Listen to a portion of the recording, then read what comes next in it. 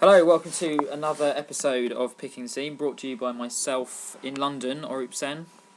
Yeah, it's me, Richard Garside again, and over here in Tel Aviv, Israel. How's it going, Arup? I'm very well, Richard. How's it going in Israel, mate? Yeah, I'm good. Excellent. Just about getting by. Yeah.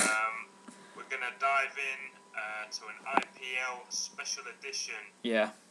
This edition of Picking the Scene, of course, the IPL, Indian Premier League. It's been going on for about a month now, started in early April. Just wanted to kick off just with some general observations about IPL 6. It's very hard after 2 or 3 of these things to get a picture of who the big sides are. You can't really say any side has a history or a heritage, but this, I think the last couple of years we've been starting to get a picture of who the giants are. You're consistently in the top 4, and I don't think you'd argue with this, Arup, that Royal Challengers Bangalore, Chennai Super Kings, Mumbai Indians, those 3. No, I agree. Pretty much every year. And especially Chennai. I mean, Chennai seem to be incredibly consistent, and for the opening part of this tournament, they really were seemingly just unbeatable. They didn't seem to flinch at all.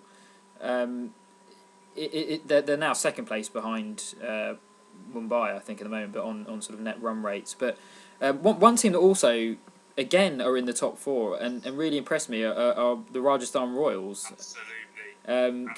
A team that don't have the kind of flash budget of some of the other teams. A team that sort of, they buy smartly rather than buy extravagantly. Definitely. And they seem to have taken on the kind of ethos that Shane Warne kind of instilled in that team when I think they won, in the first edition of it. And Warney was such a big part of that. And it seems that they, even though he may not be part of the setup now, his kind of legacy lives on, and they really are a tight-knit unit, and Dravid's taken on the mantle there, I suppose, and it's nice to see them in the top 3. And if people are wondering what we mean by having faith in youth, just remembering back to some of those seasons with Warne, he used to do things like most sides, say if you've got a pressure over the final over of the 20, by and large is bowled by an overseas player, and by and large is bowled by the best bowler in the side. Whereas Warne always, more often than not, used to give it to one of the young Indian players, and that just, I think that was so good on a number of levels. It is, and they've carried on doing that.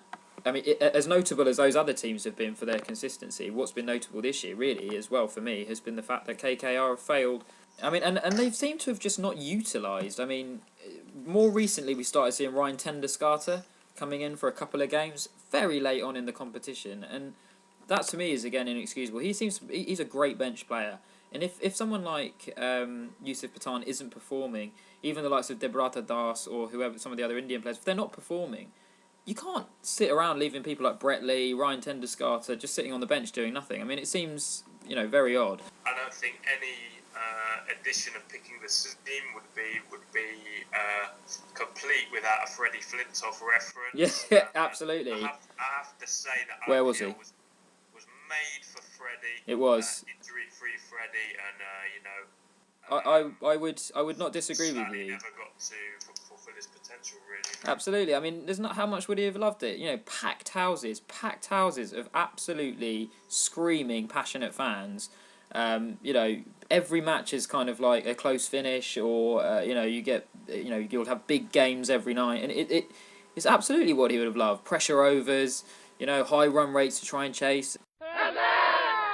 Actually, today, for all of our trumping of the Rajasthan Royals, today it's actually just been announced that 3 Rajasthan Royals players, Srisant, Ajit Chandila and Ankit Chavan, have been arrested for allegedly fulfilling the promises made to bookmakers during this year's IPL, and apparently they were, there's been a full disclosure actually made by the Delhi police in respect of this particular case, and it seems that they were offered money from between 36,000 to 109,000 US dollars, so large amounts of money involved.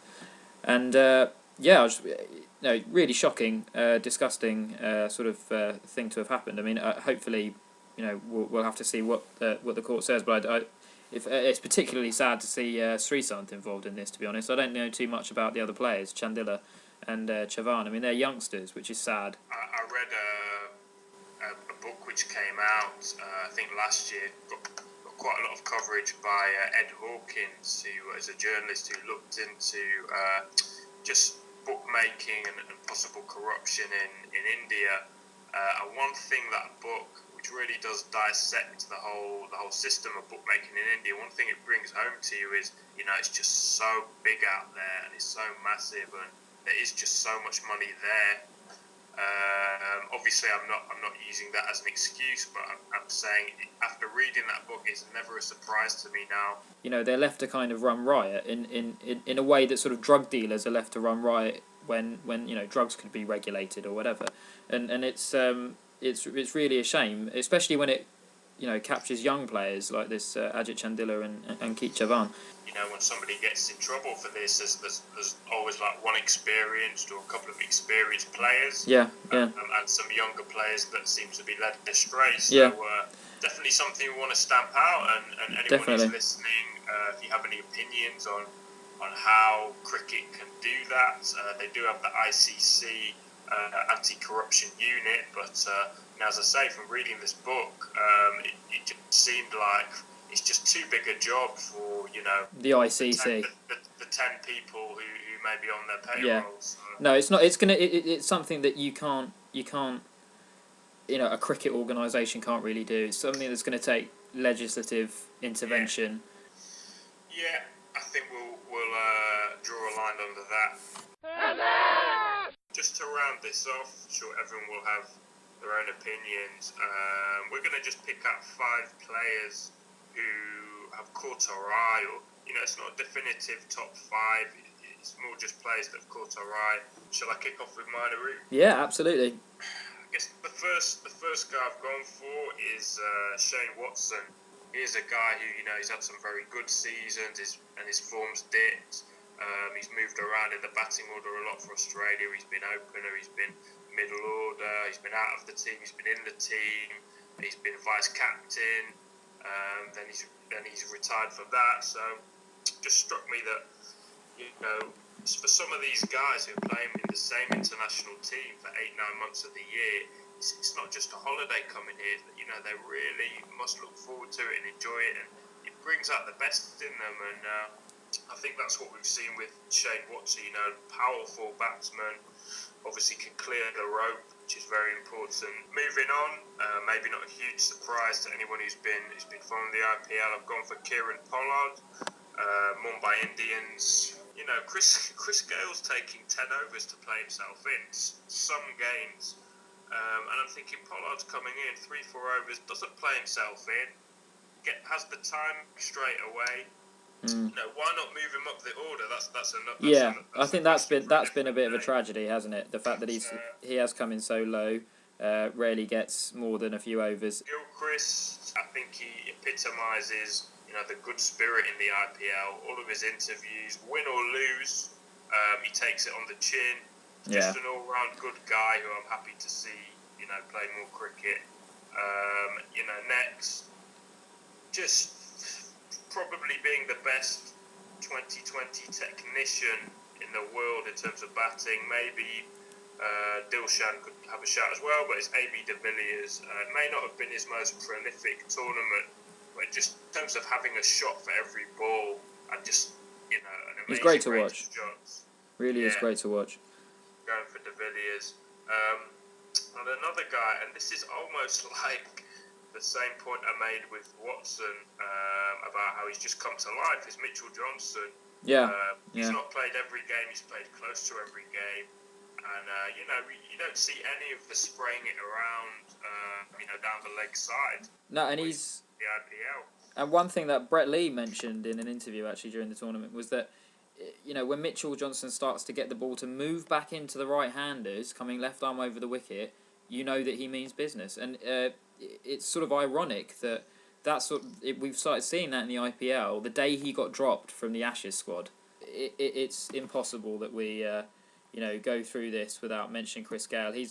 For me, a lot of the IPL has just been the Chris Gale show. I mean, he's the orange cap holder, 680 runs in the tournament, a high score of 175. I mean, if anyone has not seen that innings yet, go and see it. I mean, you can get the highlights on YouTube, I think on the IPL channel. 17 sixes, 14 fours, an absolute monster of an innings. And he, the sheer entertainment value of that kind of batting just can't be underestimated.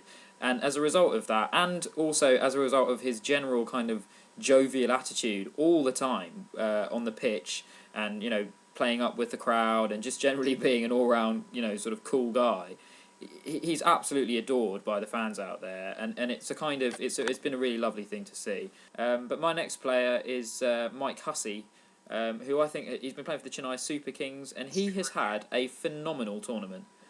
He's the second highest run getter behind Chris Gale. He's got a highest of 95 this tournament, 550s. I mean, he's not. Is he not? He's not even in the Aussie fold at the moment. He's not in the squad, is he? He's retired. I mean, remarkable. Like, if he, it'd be really interesting to see whether this IPL has any impact on the Australian kind of selection for the ODIs that will inevitably go along with the Ashes, or even for the Ashes itself, because Michael Hussey really must have put himself on the radar, along with Mitchell Johnson, because some of his performances have been outstanding, and he's sort of started to me, it looks like he's picked up kind of some aggressive shots that he didn't have before. As an international player, like, he pulls the ball over square leg now with the most kind of consummate ease. I never really saw him bat like that when he was playing for Australia. So this tournament has been brilliant for Michael Hussey, and it's been great to watch him. My third player is another Chennai Super King player. Actually, is the current purple cap holder, Dwayne Bravo. Not really a guy that I think anyone would have thought at the start of the tournament would be holding the purple cap. I think most people would have said he had very bad injury problems. Exactly, and just the bowler himself, really. I think most people would have said that the purple cap would have gone to the likes of Lasith Malinga, Sunil Narine, someone like that. But Dwayne Bravo, leading wicket taker with 24 wickets, has bowled extremely well, and normally at the death, picking up important wickets. Picking up the kind of wickets that have, in many situations, won games for the Chennai Super Kings. So, yeah, he certainly stood out for me. I'll definitely go along with that. Cool. With, Bravo. I like Bravo. He's just a bundle of energy, isn't he? Whatever he does. And he's a great, the best Gangnam style dance of all, basically. I mean, there's been a few. Give him a cap for that. Oh, yeah, big time. Blue cap or something like Blue that. cap, Gangnam style cap. Another bowler for me will be my fourth player. It's James Faulkner, and I've gone for another Aussie here. Another guy who, I think he's in the squad for the Ashes actually this summer. So it'll be interesting to see what kind of impact he's had. I saw him in one game where he picked up a 5-4, and he looked deadly. He looked absolutely deadly. He was bang on with it. He's a sort of. He's not that quick, but he's your classic Aussie fast bowler. He's strong. He looks like he can run in all day and bowl at a good pace. But he's got great control, and he's left arm over the wicket. There's a little bit of Zahir Khan about his kind of line and length. So he is in the Ashes squad this summer. So it'll be very. I'm very excited to see how he'll perform on English wickets, which will certainly be more favourable to his bowling. And my last player, another Chennai Super Kings player, I'm afraid, 3 out of my 5 from the Chennai Super Kings.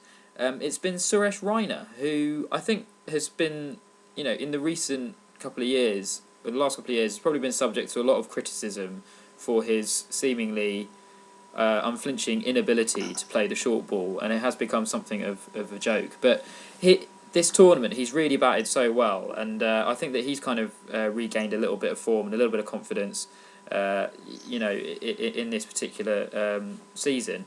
I think I remember seeing him get back-to-back scores of 100 and then 99. I think he's pretty high up in the batting stakes, if I just check. He's 6th highest run getter in the tournament, averaging at 42. It's been just great to see him play so consistently, and one great stat about him is that he's the only player that's played in every game of the IPL. What an amazing stalwart he is, and Great stat. yeah, and not only is he's played in every game and he makes an impact, and he's not just with the bat. Like he bowls a little bit as well, and he's an electric fielder. He's one of the best fielders that India have, and he always makes his presence felt in that regard. So yeah, it's been another great tournament for Suresh Raina. So that's our 5 players that we've picked. Picked out from the IPL 6. Only one Indian player, so feel free to shower us with abuse if you're out there and you disagree with that. Or just give us some names of Indian players, I suppose. I mean, I've omitted Kohli just because it's an obvious one, I suppose. But yeah. England started today against New Zealand in their Test series, and we'll have a look at that series and who can ignore the Ashes as well later in the summer. The big one. So until next time, me here in Tel Aviv, it's goodbye for now. And from here in London, it's goodbye.